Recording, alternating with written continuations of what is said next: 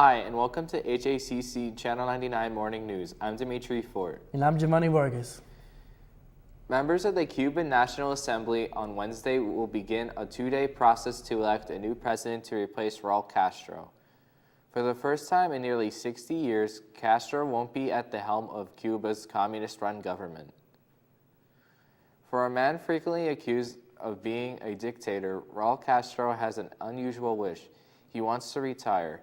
Raul's older brother, Fidel, ruled Cuba for nearly 5 decades and said he thought he would die while still in power, until a mystery illness and botched intentional surgery forced him to step aside in 2008.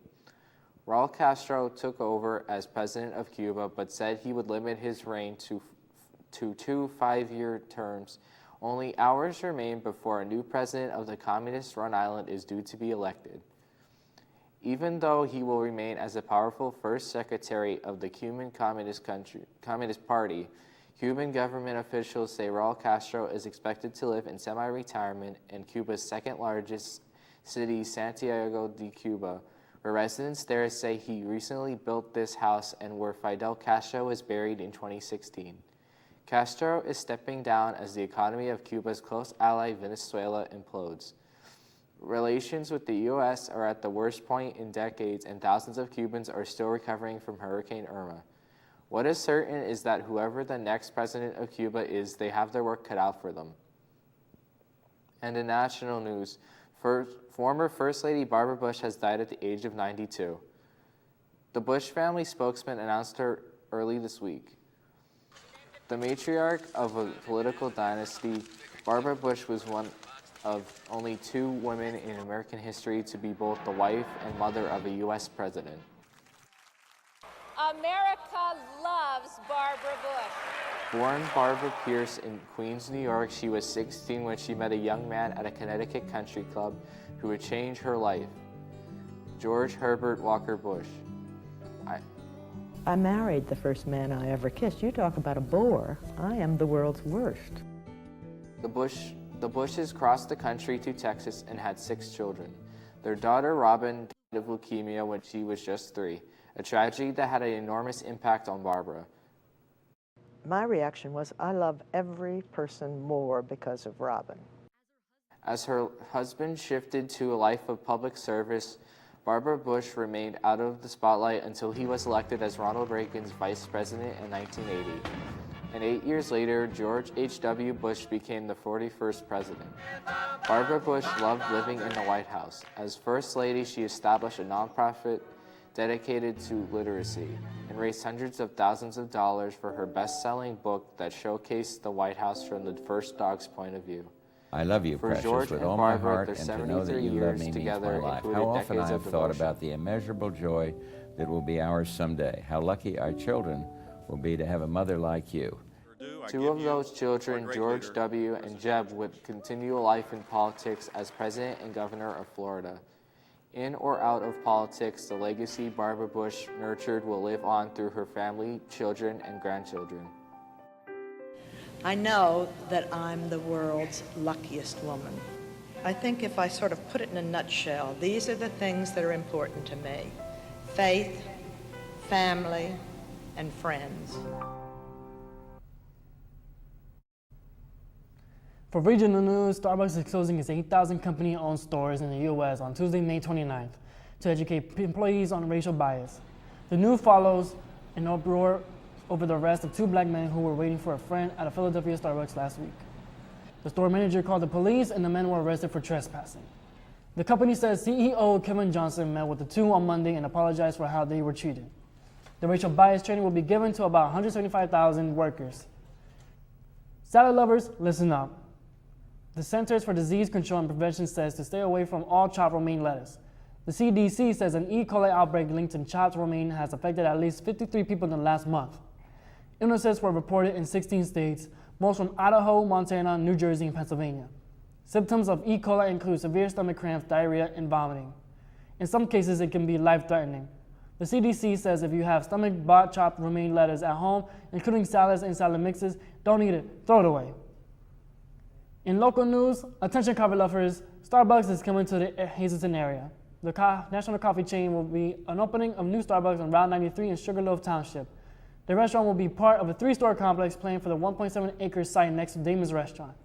The Starbucks will have a total of 47 parking spaces and is scheduled to open late 2018. In district news, Class of 2018 yearbook is available for purchase in the library. The cost of the yearbook is $65.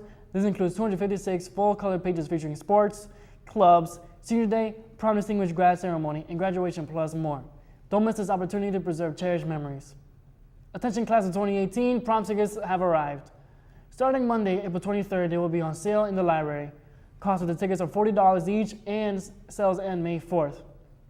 With entertainment news, with the release of his new recent film, Ready Player One, director Steven Spielberg has made history. The film's earning put Spielberg over the top as the first director ever whose movie have grossed more than $1 billion at box office worldwide. That's according to Office Mojo. The revenue tracking service reports that 1993's Jurassic Park is still Spielberg's biggest success, adjusting for inflation. Jurassic Park earned $184 million, but Spielberg was already a movie legend by then. He started cranking out blockbusters in the 1970s, making waves of Jaws in 1975. He went on to create more films throughout the following decades, including E.T., Snyder's List, and the Indiana Jones franchise. Stay tuned when we come back as Ali Pockets with the West.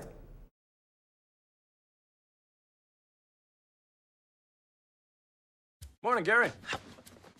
We are GetSchooled.com. You want a college education, don't you? You know you do. Yeah, But I don't know where to start. that's why we're here.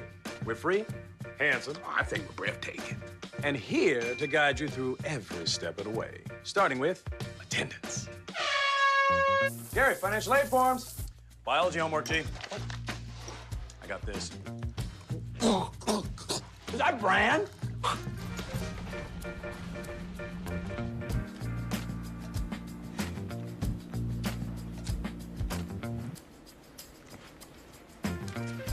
Colleges love extracurricular activities. Chess really isn't my thing.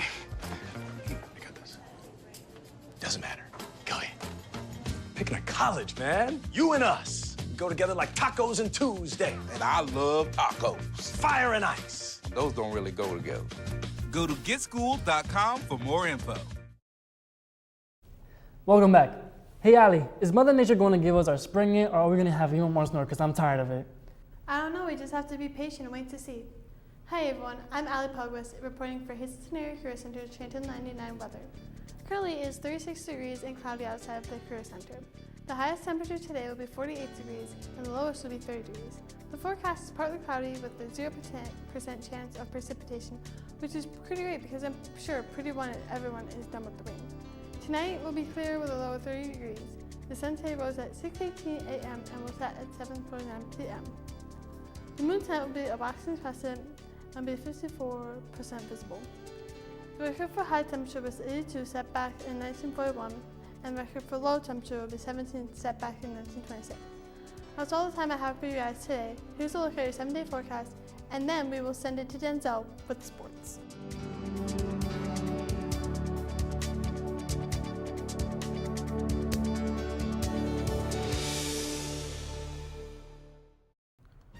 Hello, my name is Denzel Saunders and I'm here with Channel 99 Sports. LeBron James leads the Cavaliers to a 100-97 victory on Wednesday. In just 12 minutes of the opening, James scored 20 points on 9 for 12. He also had 6 assists and 3 rebounds as the Cavs led 33-18. LeBron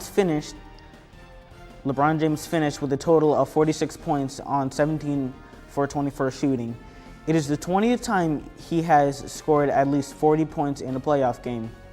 New York Yankees superstars responded back to a girl's video about her getting bullied. New York Yankee baseball players saw the viral video of a 10-year-old girl who lives in Pennsylvania talking about her getting bullied in elementary school.